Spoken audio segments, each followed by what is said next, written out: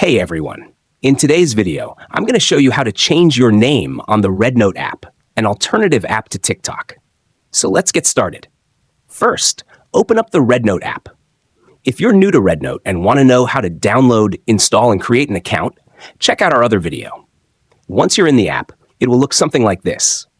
Tap on the Me icon, which will take you to your profile page. Now, to change your name, tap on Edit Profile. The first thing you'll see is your name. To change it, just tap on your current name. To change the name, keep in mind it must be between 2 to 24 characters and must not contain invalid characters like @ or hash.